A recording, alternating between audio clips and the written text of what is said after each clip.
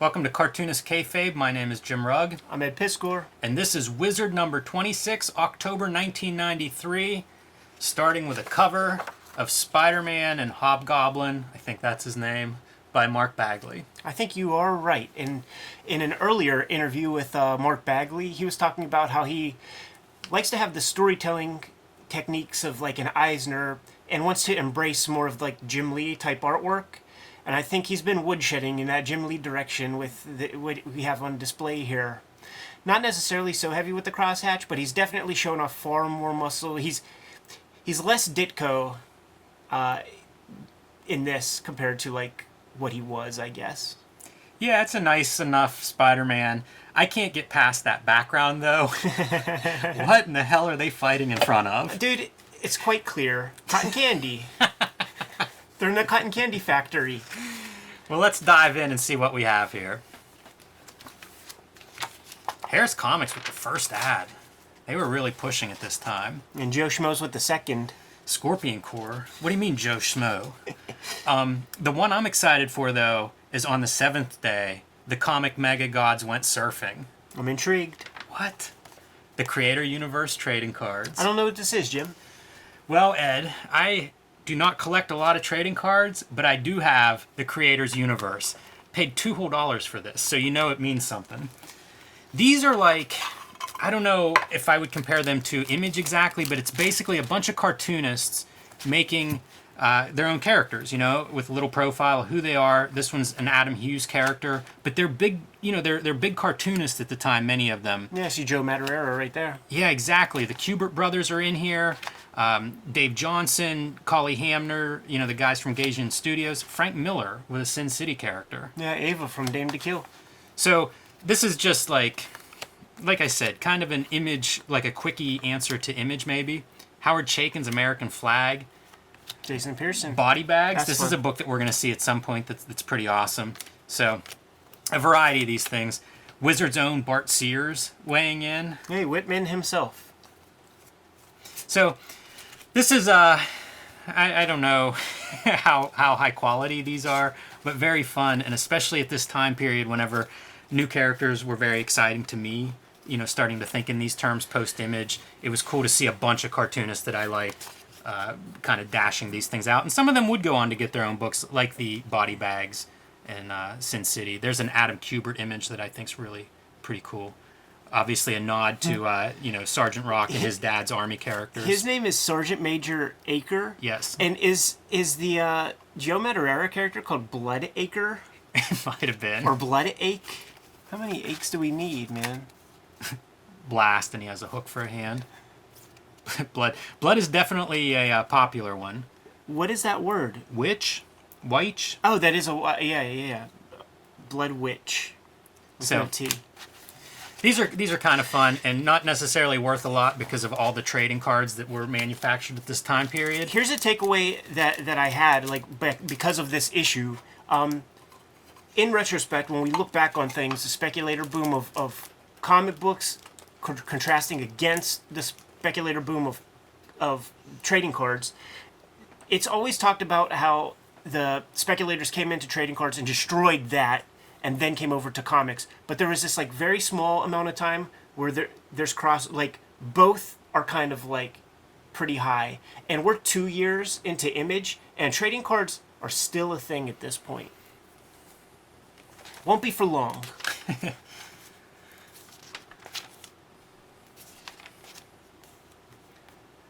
And like in the Garib Shameless publisher piece, he's just highlighting the sports magazines, like the Beckett Price Guide thing that he's going to be putting out there, man, which does indicate that there still is a trading card market. And one of the things that I wanted to make note of is just how, like, as an entrepreneur really early on with this stuff, you know, he got his first bite of the apple with success with Wizard, but he's clearly on the hunt to you know, have lightning strike twice.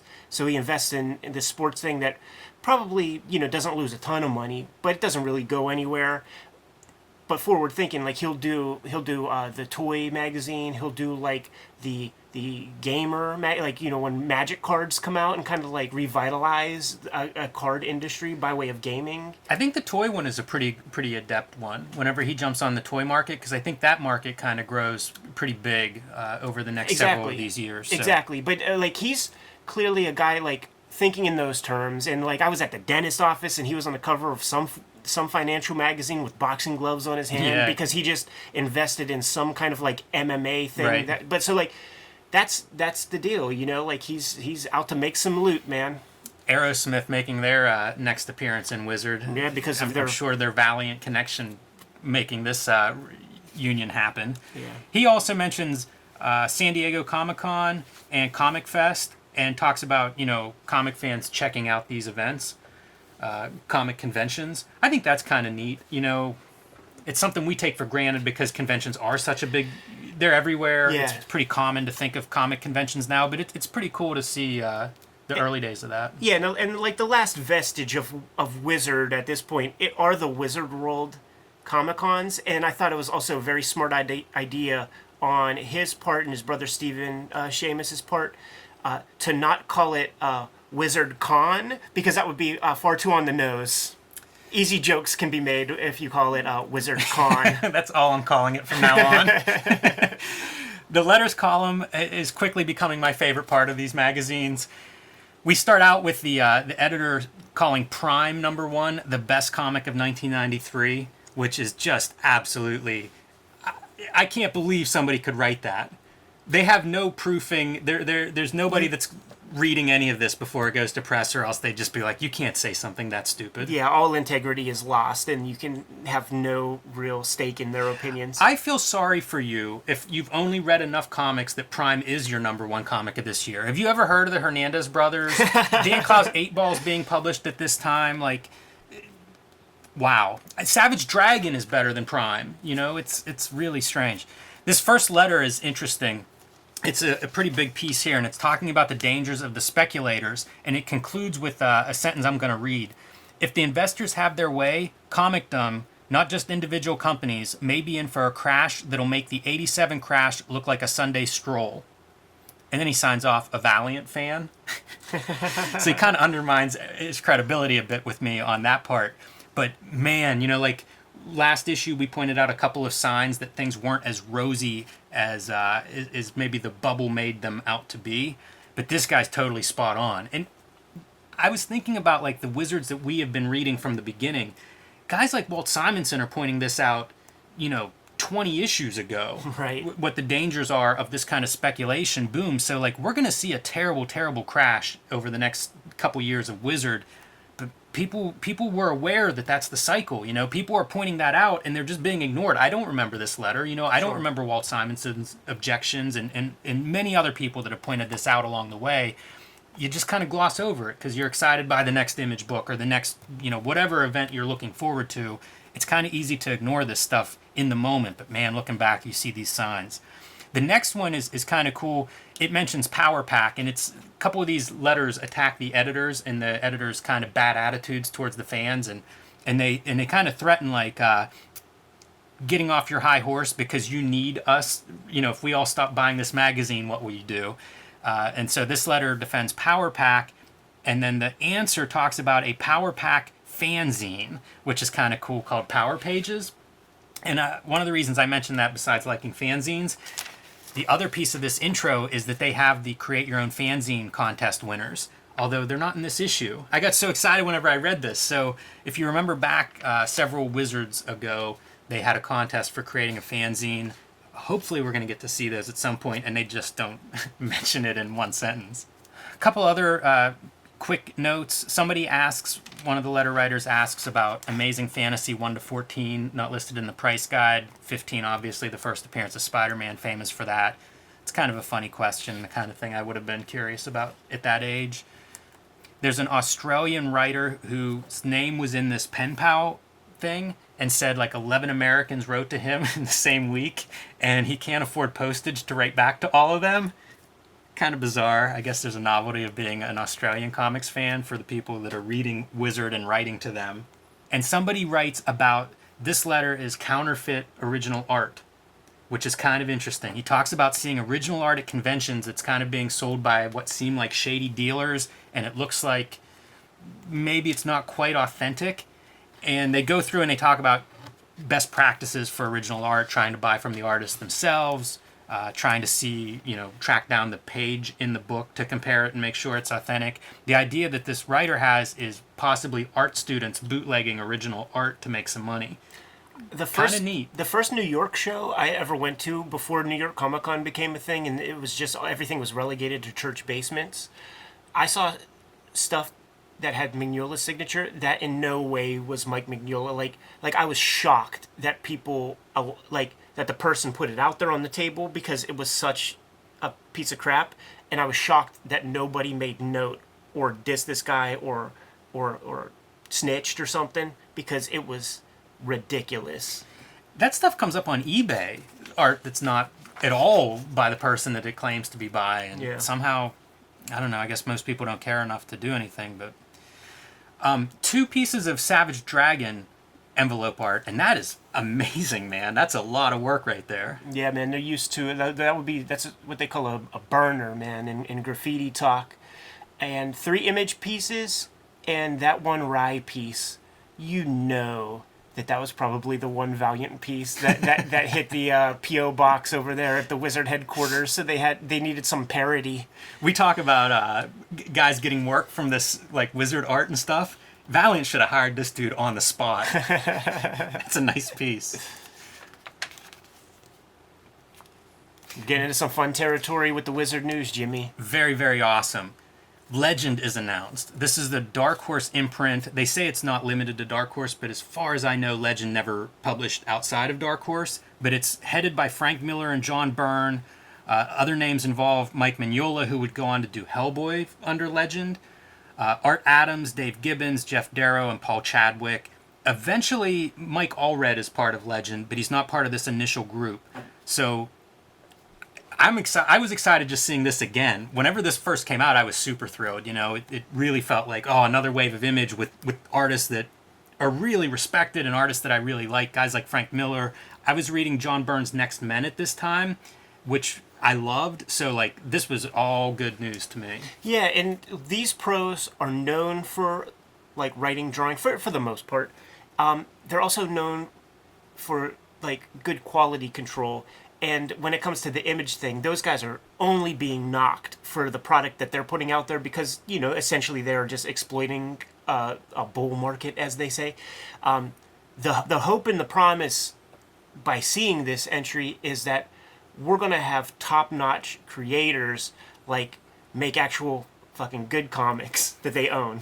That is what's kind of implied in here. And John Byrne at the time did kind of feud with Image a little bit. There'd be some nasty back and forths and letters columns and stuff.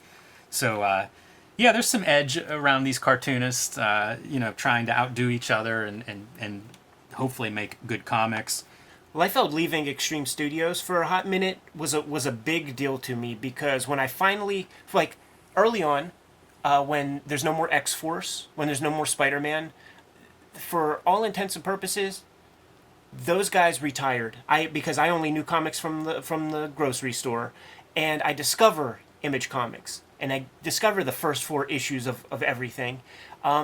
Liefeld was not making comics when I discovered comic shops and junk. So he was on his hiatus, and the issue of Wizard that is my first issue number 37, is the issue marking his comeback.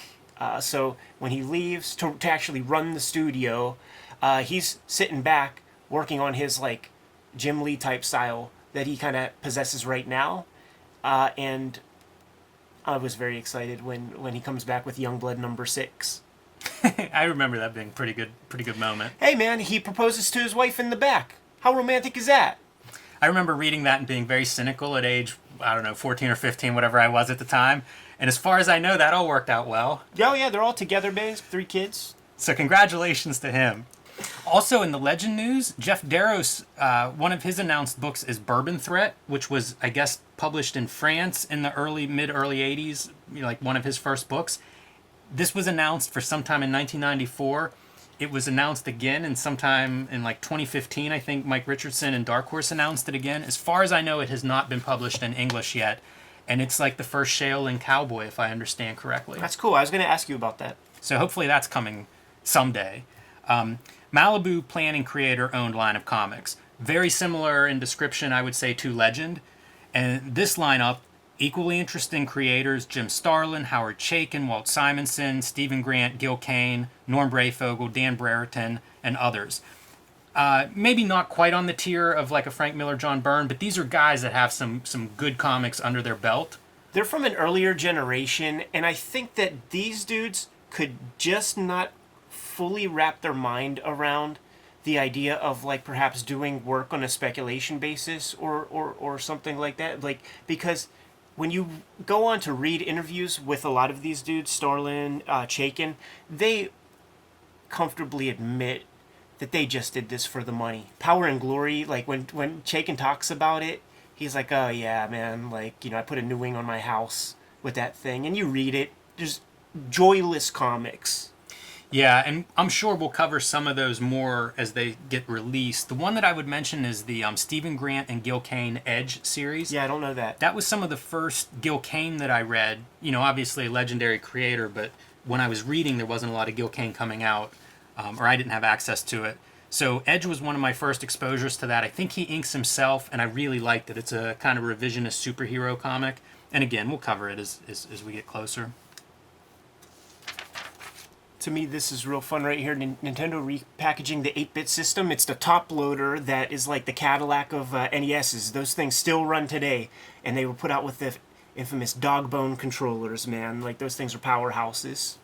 I have some stuff with the Fantagraphics news that's kind of fun, man. They're talking about, November is Alternative Comics Month, and all of these small publishers are being a part of that initiative. So it's like maybe kind of like a precursor to like a free comic book day where everybody kind of like gets on board. But they're trumpeting, Fantagraphics specifically is trumpeting Love and Rockets, Hate, 8-Ball, Naughty Bits, Duplex Planet, Illustrated, Real Stuff, Cud, Gritbath, Idiotland, and Acme Toons. Acme Toons, gotta be Acme Novelty Library, right? I have to say so. So I'm gonna say out of those 10 books, Prime #1 gets bumped now to, at the highest, maybe #9 for the best comic of 1993. Fucking doofuses, man. We're going to have time to cut some promos on some editors in a page or two. Kitchen Sink talks about Scott McCloud's Understanding Comics selling out, going through printings. I guess we all know that, but pretty cool. Milestone Media has their first crossover coming up. It's a good time, man. A lot's happening, you know. Teenage Mutant Ninja Turtles are in the middle of their City at War big storyline, which would be their final story of the original Mirage Teenage Mutant Ninja Turtles series. And Ninjak is announced from Valiant. So yeah, Joe Quesada, man, putting a little extra blood, giving a transplant to that company, man, with all their dying nonsense. Kids love that comic. Here's Marvel news. Marvel has changed the name of the ex-Avengers West Coast title from Power Works to Force Works. Peckerwoods. Man, did they drop the ball. Good Guys, casting call for 7 fresh Defiant faces. So Jim Shooter's company, Defiant, Warriors of Plasm, Good Guys, another title coming out. And can I set it up this way? Do it. When we last left off, last issue, Jim Shooter put a $1,000 bounty at San Diego Comic-Con for the person who dressed up in the most ambitious Warriors of Plasm costume. So right here, this to me is so creepy also because there's nothing in here that says anything about parents' permission, but they're soliciting photos of 8 to 16-year-old children. That's true. For the potentiality that they may get to be cast as the good guys. And, you'll get $1,000 for that. So Shooter is eager to dole out these $1,000 bits. And in this one, specifically, two underage children.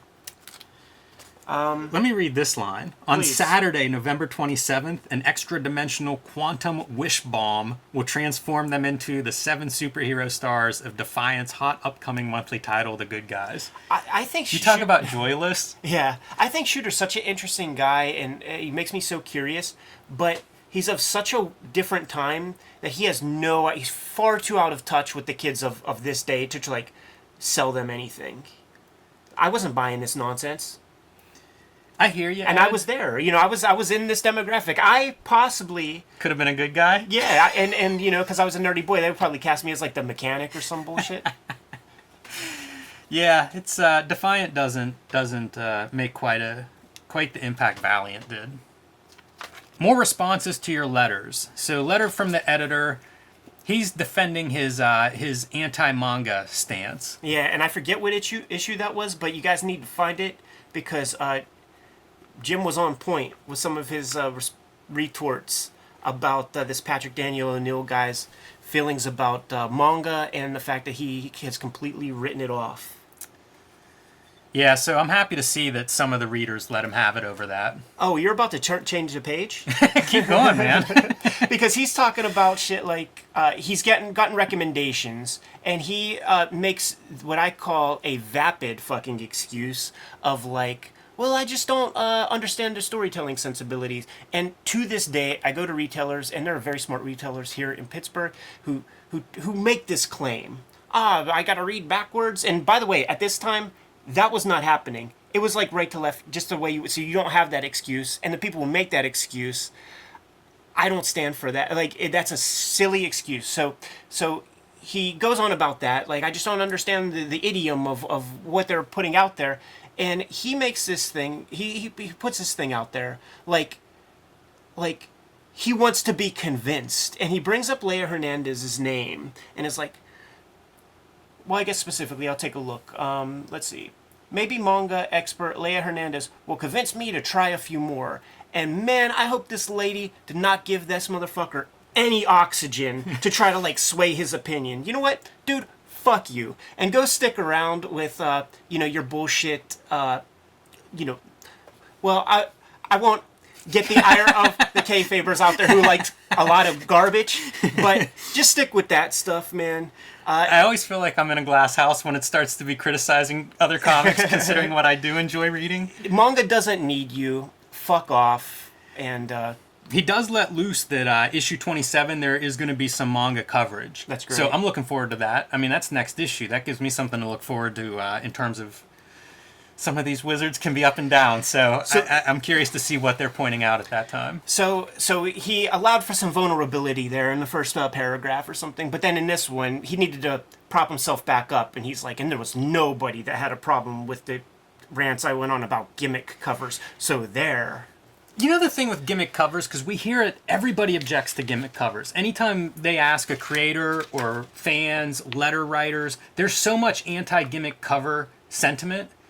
And yet the gimmick covers just are everywhere. I don't get it. Like, why weren't people objecting to buying them if everybody's against them? Yeah, I mean, They'd go away quick if no one bought them. And they are bought, and they're bought at Kmart's, and they're bought at places where parents see a spinner rack, and it's parents. It's people who are not a part of comics, and they're just like going to scoop something up, and it's very interesting. Look, the Robin moves if you just pull this little thing. That's who bought it, and they did buy it, and it's nothing. He caps off this editorial with a letter from a 40-year-old mother. You are right. It starts out him backtracking a little bit, and by the end, he's just trying to reaffirm whatever he said that editorial ago. So this is a letter from a 40-year-old mother talking about the violent comics and that she won't let her kids read today, and cites Shadowhawk, which is underlined. And as far as I'm concerned, that was a siren to young me, as to like Shadowhawk, put it on my list to read. That's the move. Whenever like the religious organizations point out the bad movies to see, and then they highlight the amount of profanity, boobs, and head wounds, I'm there, man. All of the Marvel UK stuff makes me want to look stuff up. Like any of the ads that I see, I feel like they look crazy, they look wild, they look over the top. Simon Bisley art doesn't hurt. Look at that freaking thing. Are all of these by the same artist? Because if it is, like, it's this, like... Oh, it's Chris Hall's guy. Whoa. I thought this was Bisley, and I think they are all the same artist. So I don't know Chris Hall's. He's listed there. I wonder if he does interiors on one of these, because then I really want it. Right, yeah, I bet he doesn't. Red Mist 2020. Slinging webs for a living. This is a survey of Spider-Man comics, the Spider-Man family of books at the time. I take Jim. away just about nothing from this. I was going to say, man, I was about to make a joke. I was going to say, I'm sorry, Jim. I was just napping. You are not alone. This is a slog. There is nothing going on at Marvel. Nothing exciting. The cool part of this article for me is the Mark Bagley sketch of Carnage. It's kind of cool to see that stuff. I think we pointed out Scott McDaniel last issue, his Daredevil sketches. I enjoyed seeing this stuff when I was a kid. I kind of enjoy it now. It's neat to see him working with colored pencils to kind of like, create a character look. There will be like symbiote people who like have this hair and stuff, and that's what I thought we were looking at there. I didn't realize that was Carnage. The only other note I made is Bagley talking craft, essentially, and saying that Spider-Man in silhouette swinging over the city should look different than Daredevil in silhouette swinging over the city, and identifies Spider-Man as a Ditko character, kind of talking about some of the physical attributes that make that character unique. So I appreciated that. And the sidebars here are Spider-Man 2099, and just kind of giving an update on that. I think a lot of people liked that book. That wasn't a book I read regularly, but I know like Rick Leonardi drew a lot of those initial books with Al Williamson inking him, Peter David writing, and I'll hear people talk about that book today. So I think that was a series that had some fans. Yeah, I like the costume. It's kind of cool.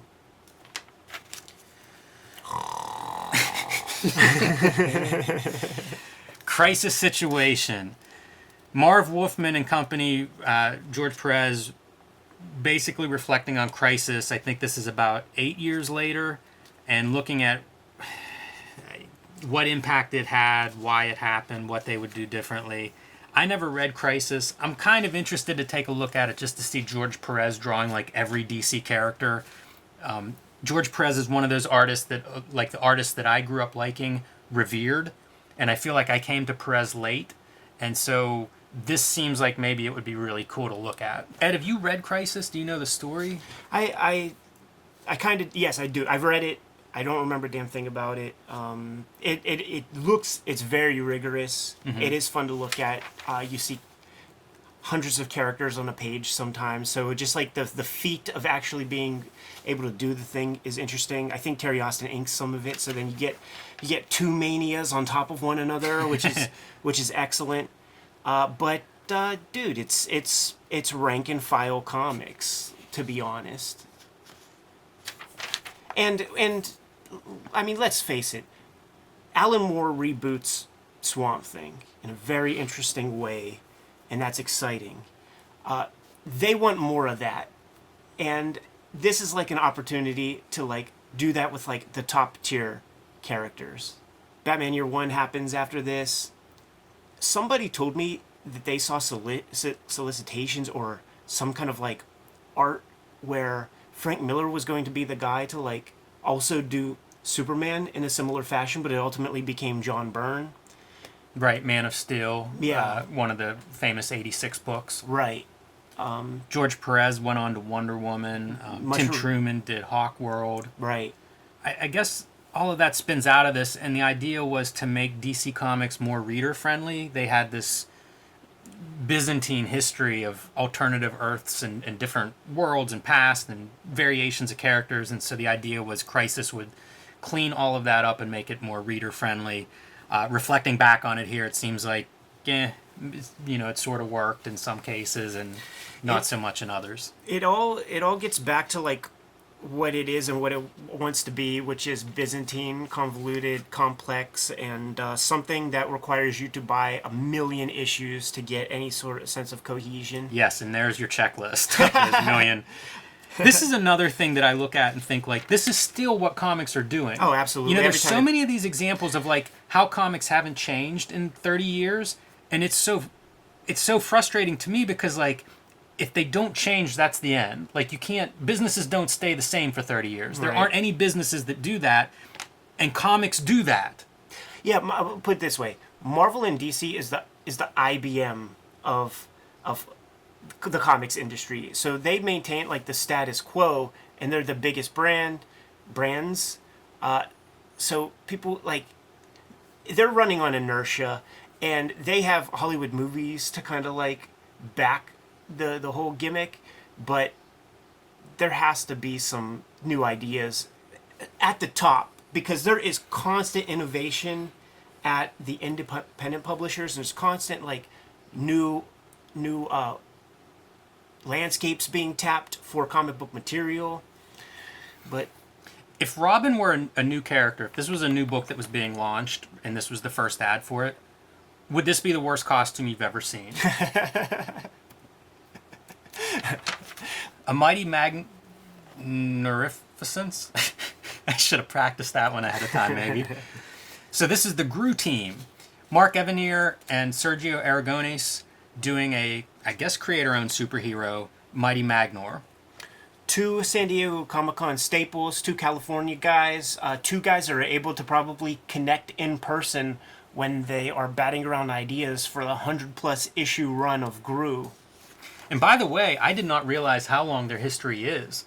Aragones started doing Mad Work in 1962. Oh, yeah. I think the legend is, correct me if I'm wrong, Kayfabers, but he came to America, didn't know the language, and ended up at the Mad offices. They saw the work, they saw the portfolio, and Johnny on the spot hired Homeboy.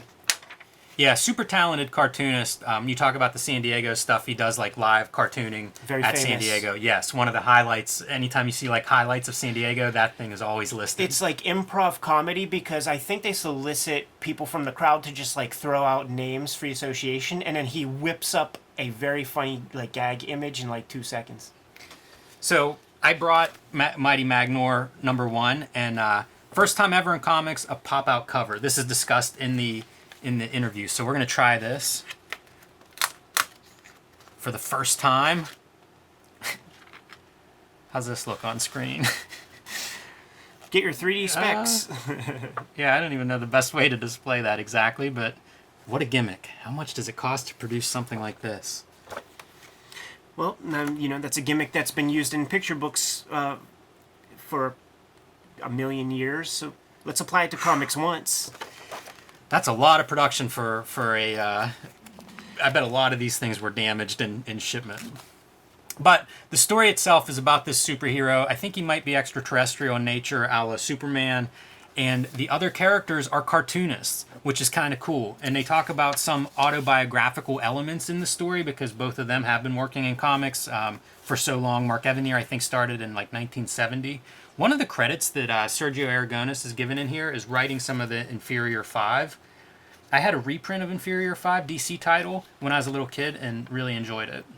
I don't know if it was an issue he wrote or not, but I was surprised to read that. This is an era of a generational gap in logic and thinking when it comes to the comic book professionals. I love comics, cartoonists and comics. I think people should incorporate them far more than we do, man. If you read a Stephen King book, there's always a character that's a writer. Yes. But these guys are the old guard, and they cannot wrap their head around image-type comics. It is interesting, Ed, to put it that way, because if you read this as like them processing, superhero comics, popular comics of the time, that's totally what this comic is. It is. And it's reflected in the interview, too. They're freaked out by speculators. They're freaked out by polybaggers who don't ever open their comics and go to Rite Aids looking for the pristine issue of Spider-Man 25 or whatever. There's cynicism in this, too. Like, despite all of the humorous imagery, these guys are cutting promos. Yeah, for sure. This is an enjoyable comic to read. I'm sure, in line with Gru, if you're a Gru fan. If not, just a superhero fan, this is a pretty fun take. And lettering by Stan Sakai. Yeah, longtime letterer with the Gru crew. Stan Sakai being Usagi Yojimbo, cartoonist. There's some Ninjak. Yeah, speak of Joe Quesada and Ninjak. Amazing art. Couple guys here. Definitely the first one that stands out to me, Todd Nock. And it's slightly prophetic in a way, because it's like he's putting the blast out there to Liefeld. It's Prophet, And then Nock interview, man, so he thinks very highly of himself. He also wins a Hero Illustrated comic cover contest where he's drawing like a Mike Allred Madman. He's one of those guys that pretty young started in comics, with Extreme Studio. I'm surprised his age is 22 here. That's a little older than I thought, but I can remember reading articles about him, and I think he comes out of like a Dallas Art Institute scene. Does that sound right? I don't know that, man, but I mean, he's from Ligonier, PA, right Yeah, there. that's surprising. Ligonier being very close here to Pittsburgh, couple turnpike exits away.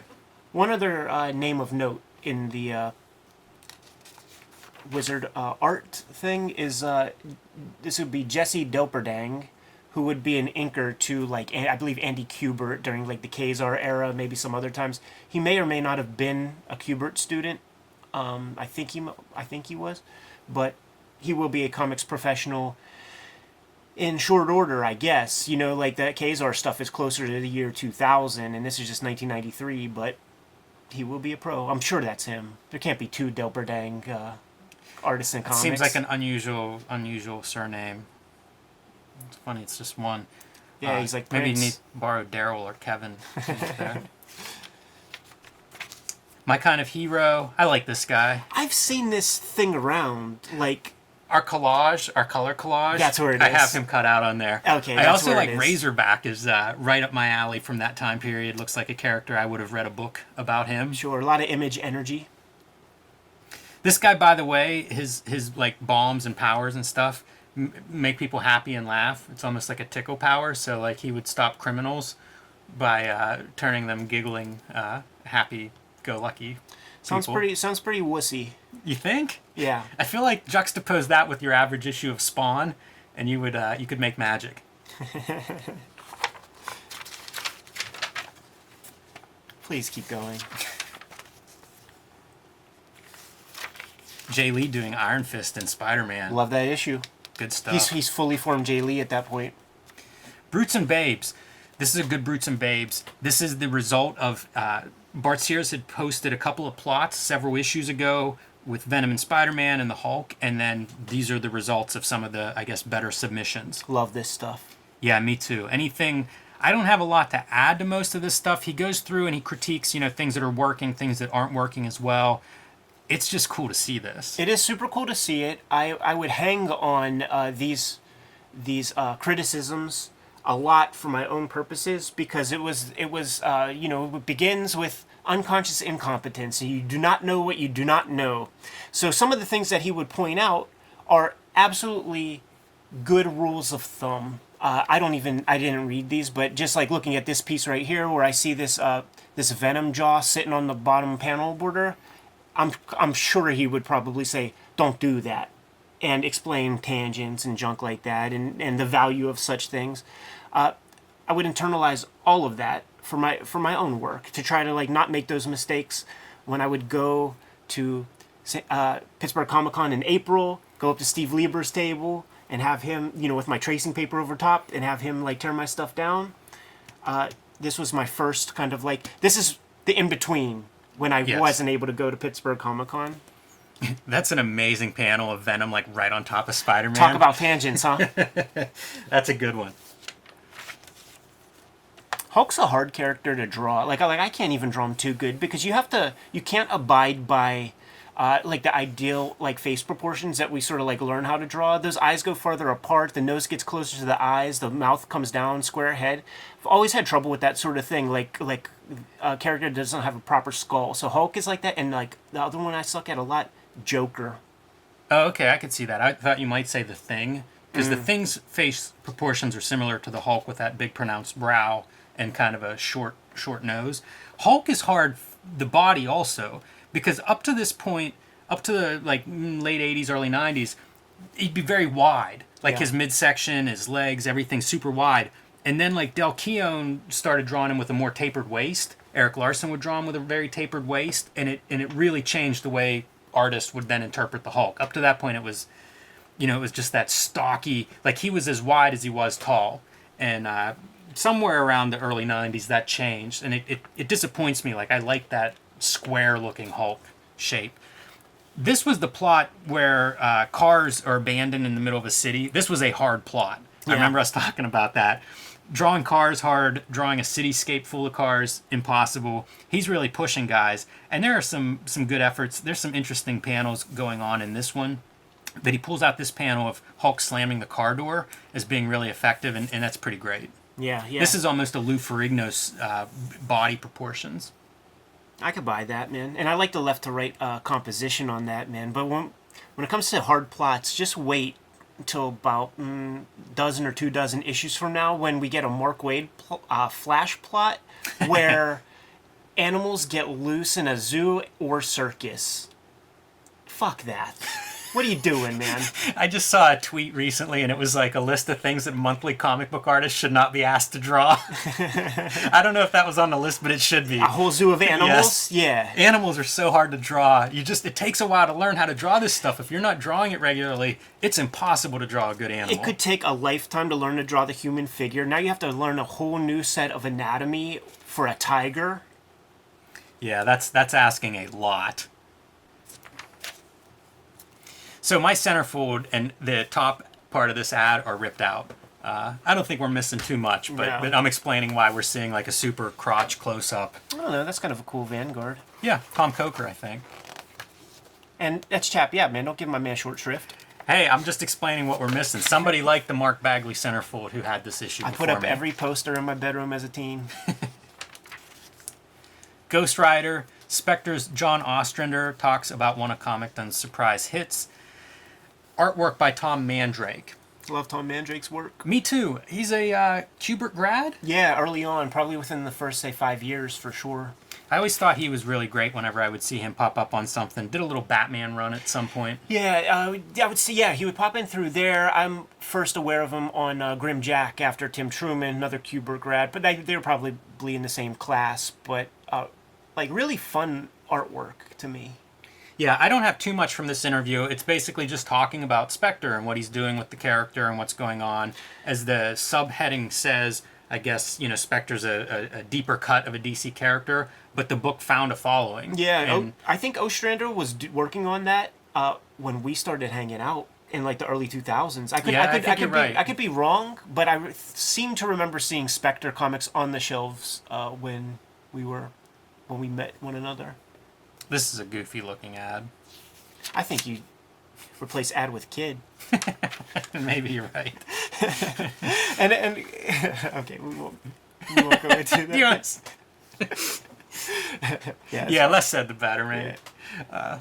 On the edge of their seats, this is an interview with a bunch of different comics people about horror comics and what makes an effective horror or scary comic. And before we get into the nuts and bolts, I want, because I don't want to put you on the spot right now to answer, but what we have here are a bunch of guys talking about horror in comics, like what scared them, and I think, like, I have an answer for myself, and I wonder if you have anything in mind about horror in comics, or read a comic book that scared you, or gave you that sort of unease that these guys are talking about. And it's really kind of unnecessary to get into each of their things, because you know what, there is a lot of bullshit here where guys are like, it's almost like the modern day comment section online, or like people who come into your thing and like are like testing material, trying to be like vague douchebag stand-up comedians.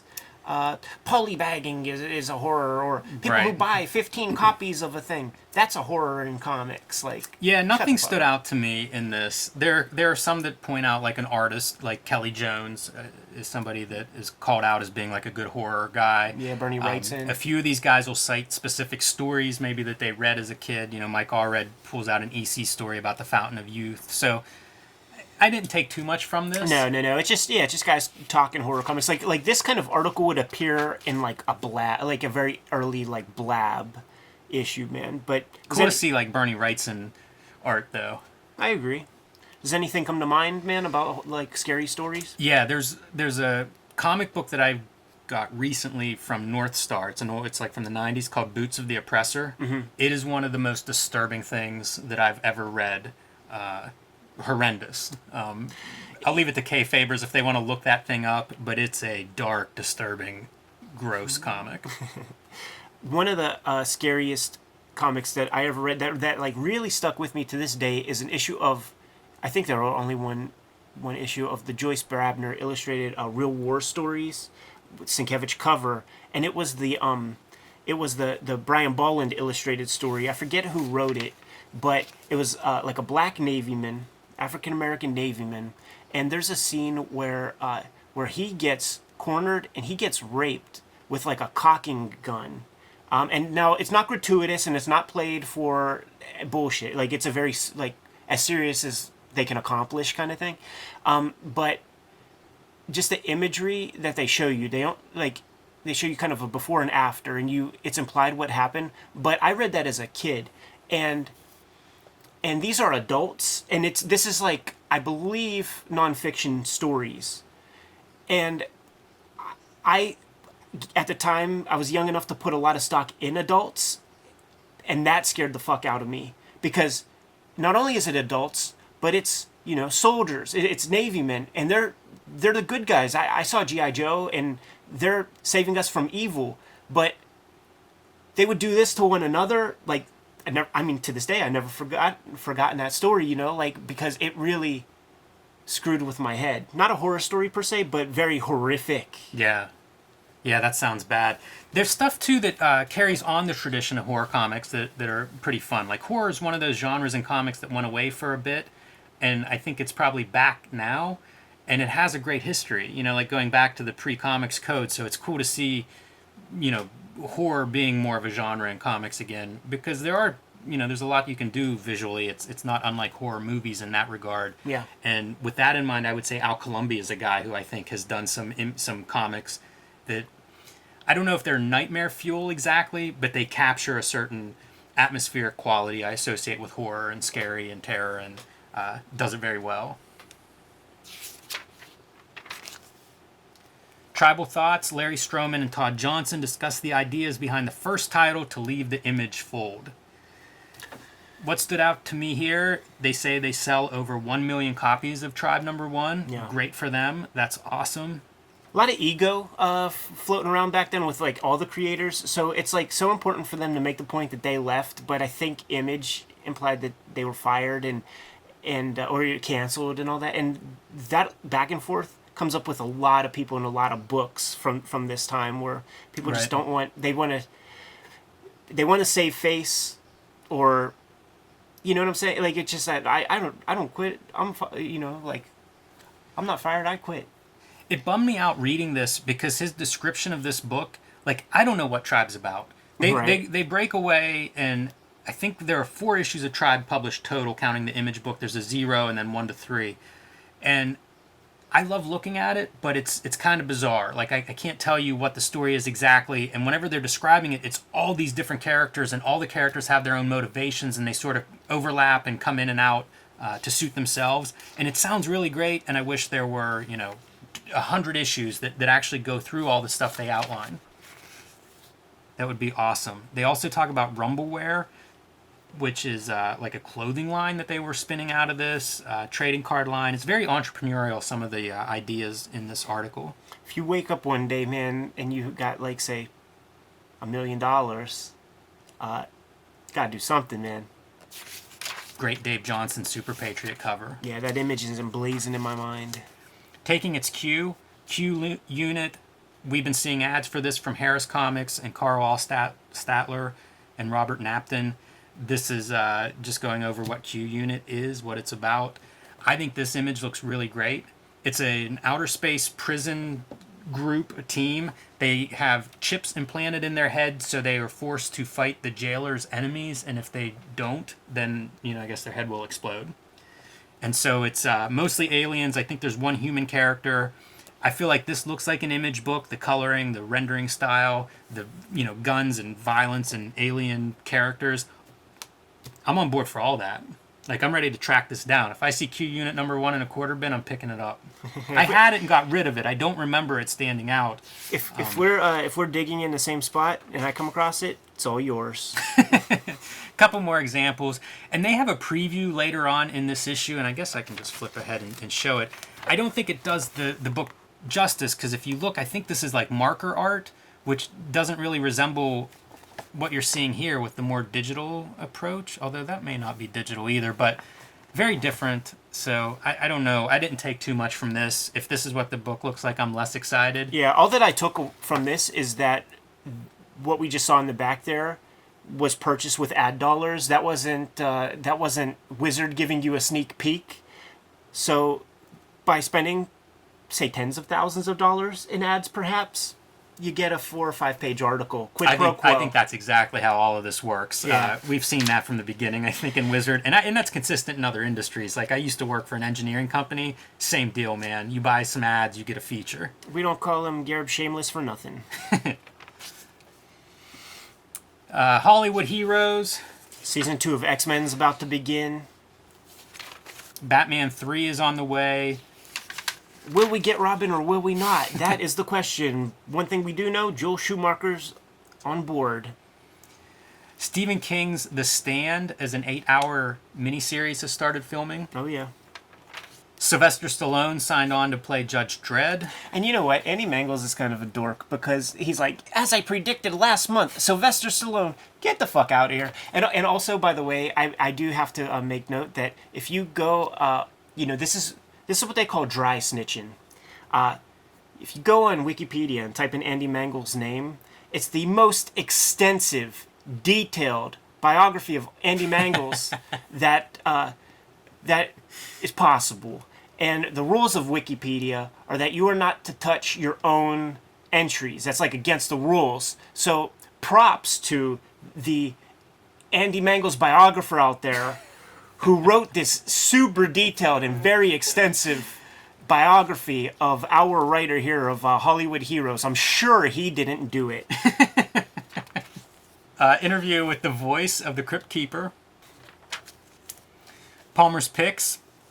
This issue, spotlight on Starchild by James Owen. Very embarrassed that you and I were digging for comics, and I knew that this was going to come up. It's going to come up for later, too. I bought a dozen issues. Can't find them right now. I've never read Starchild. James Owen's pretty interesting guy. He's self-publishing Starchild to start with around this time. Does a few issues, gets in a car accident, and damages his drawing hand. Nightmare for every cartoonist out there. Absolutely. We go back to the horror article. That's what everybody's really afraid of, me included. So as he's starting to recover, he does layouts on a Starchild Zero that's finished by other cartoonists. And the list of names, Will Eisner, Colleen Doran, Dave Sim and Gerhard, Paul Chadwick, and others. That's amazing. Imagine Will Eisner finishing your artwork for you in a book. He ends up publishing, he has his eyes set on about 100-issue story. He completes maybe about 24 issues total, which is pretty good. You know, we see lots of people plan these big runs and do 2 issues. I mean, 4 issues with Tribe. Yes, exactly. They were planning a big thing. So 24 issues, pretty good, especially considering the couple of years that follow. Absolutely. Into the 90s. At one point, some of his comics are published by Image. I didn't the know Starchild issues. Yeah, a lot of the self-publishers, not a lot, but some self-publishers, when things went bad in the 90s, many of them ended up at Image, I think. Even Jeff Smith's Bone was published by Image for a time period. So he's part of that group. But he gets out of comics and he goes on to write novels that have been very successful. And I pulled out just some of the highlights of his biography, his professional biography. So, youngest publisher ever to be an exhibitor at San Diego Comic-Con. This would have been, I guess, around 92, 93. Image published one of his Starchild series. The novel series that he writes is called Myth World, and it is published in over 20 languages. It was nominated in 2003 for Best Novel Award, some kind of international Best Novel Award, along with Stephen King and Michael Crichton. He finished second in voting behind Stephen King, so pretty impressive. Good company. Yeah, and so if you look him up, extremely prolific, and must be of high quality to kind of reach these heights. 20 languages is quite a bit of licensing and translations. Seems like a go-getter type of guy, man. With this rogues gallery of people who worked on this comic, doesn't seem like a guy who's afraid to ask. Yeah, and we talk about like Bone, and some of the key to its success is how different it was from most of what you were seeing in the comics rack. It feels like Starchild is of that sort. Yeah, very like Tolkien. Mm-hmm.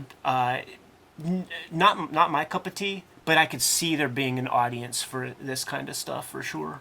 Yeah, I think Tom Palmer references like the studio whenever he's describing some of his artwork, and that's guys like Bernie Wrightson, Barry Windsor-Smith, that ilk of line work. Yeah, he calls himself, calls it pre-Raphaelite, and the names that come up whenever you have that, it would be like Barry Windsor-Smith and like Michael Zulli or like... Kaluta. There's a group, almost a generation of those guys that really seem to admire that kind of line work. Yeah. And he seems to be part of that group. And you can see some Barry Windsor-Smith similarities in that piece. Toying around, this is Halloween costumes, the theme of this issue. I have one quote. Ninjas have always been our #1 selling costume. Interesting. I wonder who that what that company is, man, because it certainly can't be the classic Ben Cooper company that had those like where the suit would have been made out of like almost like garbage bag material, and then you would have that mask with that little rubber gimmick that would come right off. Like we all had those. You remember those things? Yeah, like, I do. Like the Ben Cooper costume was classic. We must have missed this by just like half a generation. Yeah, I am proud to say that 11-year-old Eddie P never adorned. Did you have any standout Halloween costumes? It's always demons and monsters and vile shit. That's how Eddie P rules. My mom would make costumes when I was a little kid, and I think when I was 5 or 6, I had an ET costume that was pretty damn good. That's pretty awesome. I'm being triggered to a moment where like I did my own makeup or something and was part of a contest in like second or third grade, and I came in second, and I threw a temper tantrum and stormed out. Make your own hero.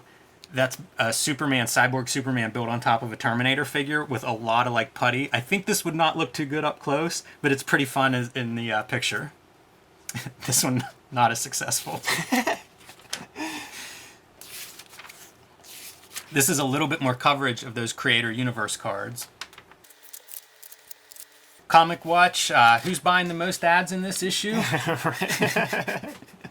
Yeah, both nonsense. Even, I mean, yeah, that's Barry Windsor-Smith. You see that name and you're excited.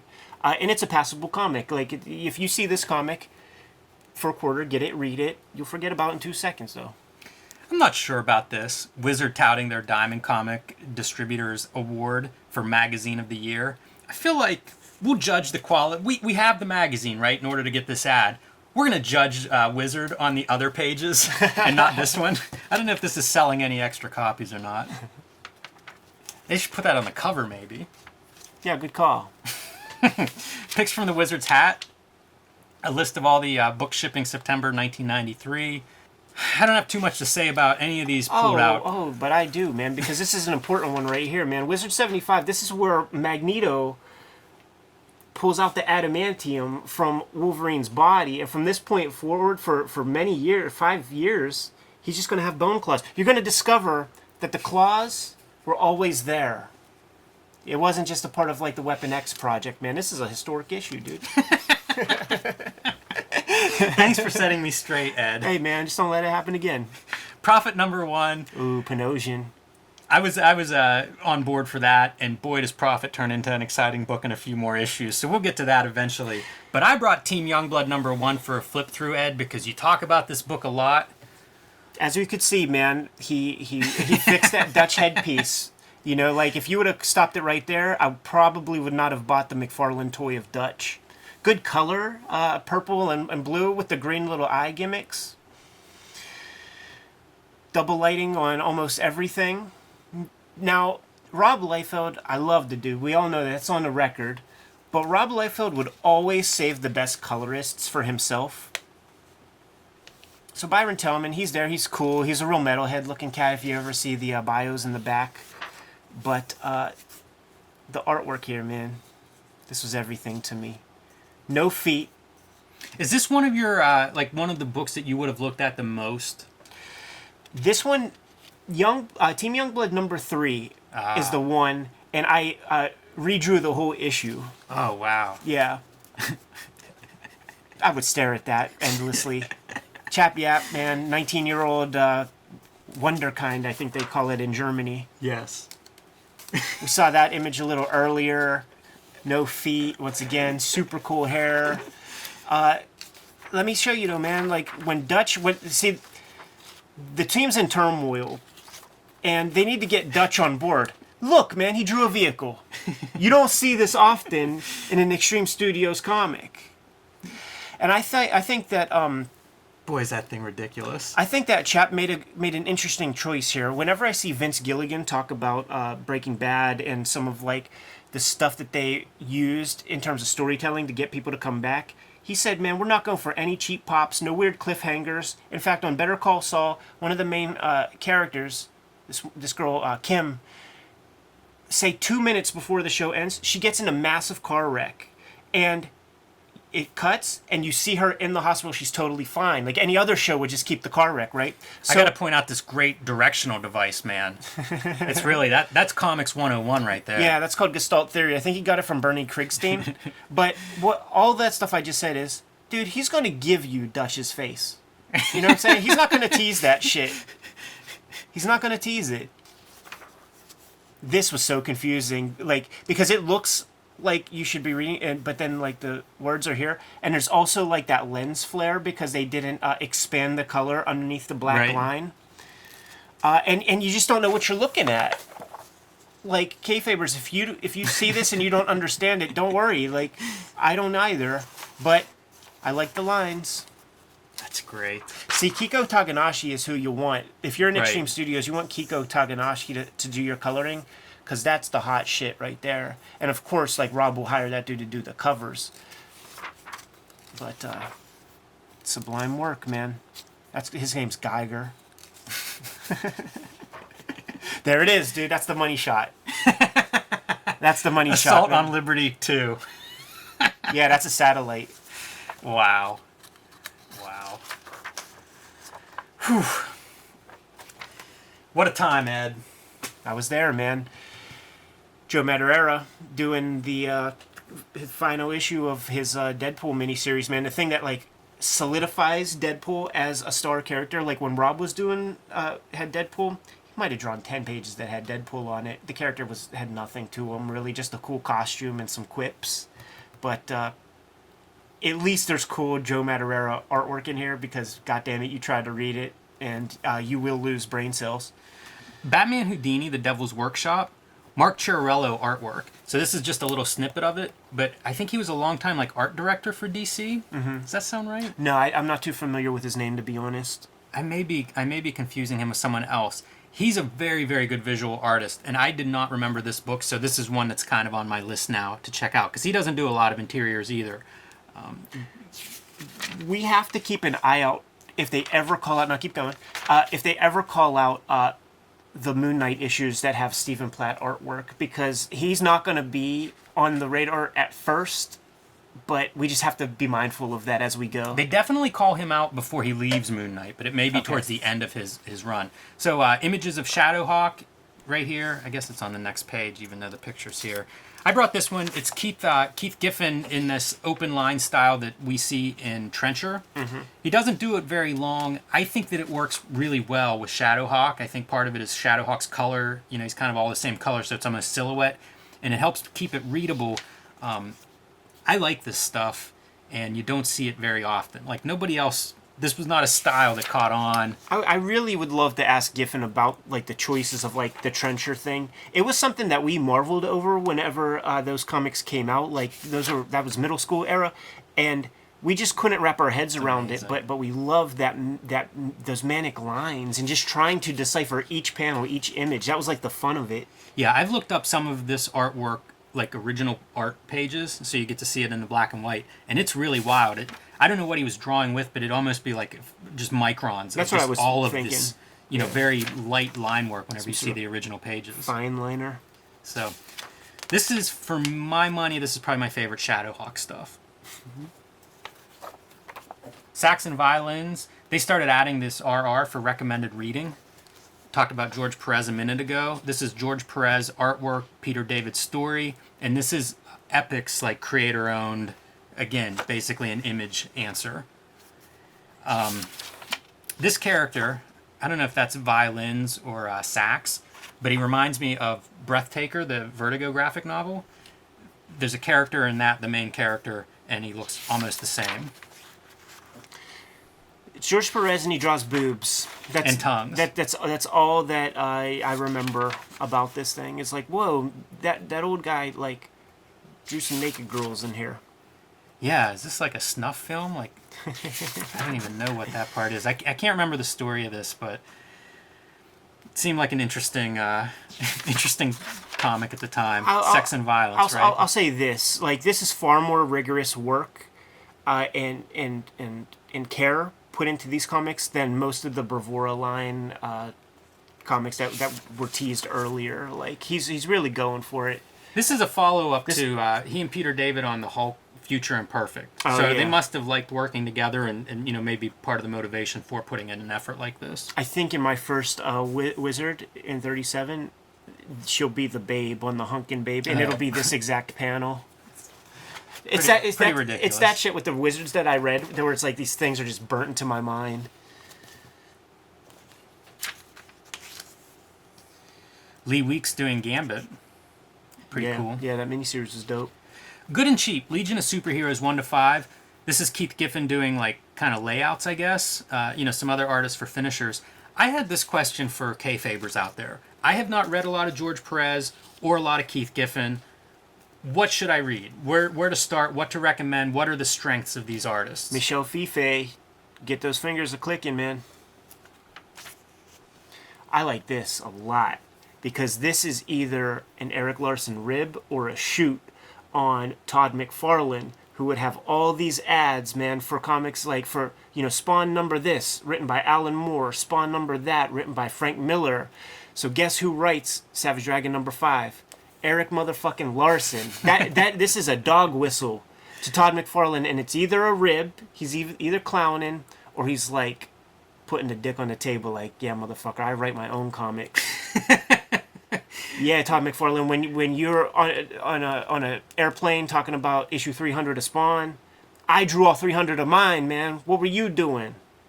What were you doing, man? Putting thumbs up, thumbs down with sculpts of action figures that people put in front of your face? I make comics. That's what he's saying there.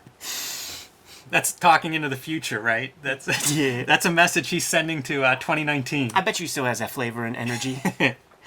Top 10 time. Jim, I ask you, August 1993. This is probably the most weird top 10 we're going to see. Yeah. How many Marvel comics are at the top 10? 2. DC? 3. Good year for DC. We've got Batman, with Superman, people are hurt. We've got maimed characters, dead characters, back from the dead characters. Transformer costumes on your Batman.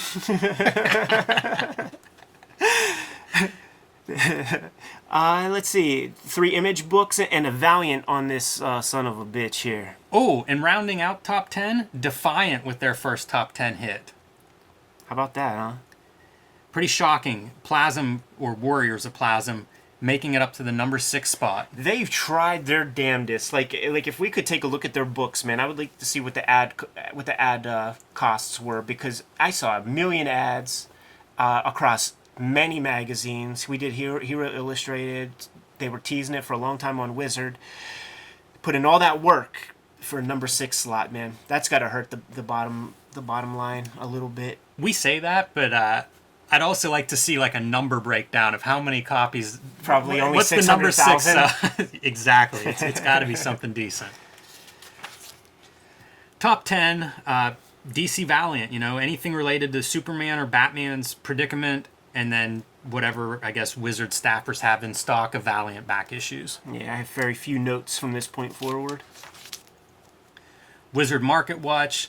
Is this the first time we've seen the top 10 hottest writers? It is, and it's worth noting because now we have solidified like the top 10s, and wisely so, man. You need the top writers, man. A lot of people read for writers, especially because of like Vertigo at the time. Right. You are not reading Sandman for the artist. Yeah, it's pretty interesting to see again the snapshot of what's happening at that time period. The only note I have from all of this is talking about, back issues and what dealers are selling. And they mention some of the other companies, and that includes Faust as a hot commodity. So anytime Faust makes it a mention in here, I'm always going to mention that. Good. Hey, Jim, where are we at with Miracle Man number 15? Miracle Man 15, $2, no movement. Holding steady at that cover price, basically, man. Oh, I always get concerned when I see the blue on New Mutants 87. It was about $73 last issue, down to 65. Ooh, we should have sold high. Hope you guys didn't get stuck with that first appearance of Cable, because it is trending in the wrong direction. A couple of the Nam Punisher guest issues. Nam's a funny book. Yeah. Wizard Profile, Bob Layton. The Dick Clark of comics, he jokes. I'm not sure what the joke is there, but he made one. I have a theory about this Bob Layton character, because the only times I've ever seen him are in Wizard magazine photographs. And he looks different in every photo, so I think there might be like a team of Bob Laytons, or like maybe there are 5 guys who operate, like they're a collective, and they operate under the name Bob Layton. Because there's a guy that has like the ponytail, and I swear to God, it was Jim Shooter. So I think Jim Shooter is also Bob Layton when he's working in a certain capacity. That's kind of a funny theory, Ed. No, it's not a theory. Like, there's fan fiction out there. He also looks a little like Tony Robbins in a way. It is a funny picture. I often think about the pictures we see of cartoonists from this era. They are not author photos.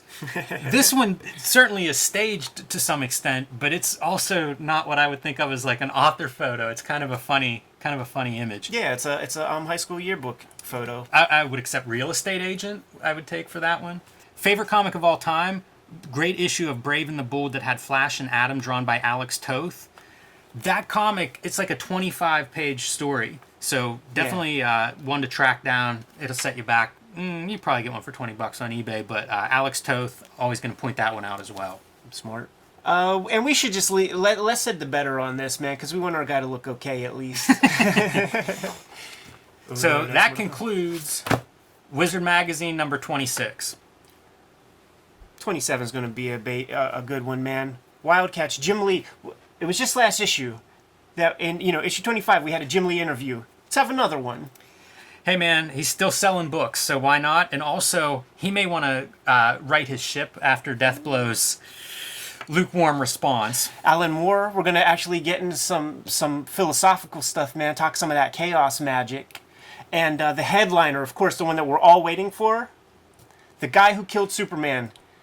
Dan motherfucking Jurgens. Yeah, it only took them, eight months to get him on board? Superman's back already. And he's got a mullet. That's funny. That was such a big selling comic. I think 4 million copies, and there was no big feature interview at the time. So we'll get to see what was going on and maybe hear behind the scenes of that exciting moment in DC history. Yeah, we'll get to all that stuff next week, man. Jimmy and I are going to get back to business, but you guys know what to do. Like, subscribe, and follow. Hit the bell icon, and we'll notify you whenever we have new vids available. You can find Cartoonist Kayfabe merch in our spread shop, link below this video. I have comics to draw, Jim. I don't know about you. Me too, Ed. All right, man. Give them their marching orders, dude. Read more comics.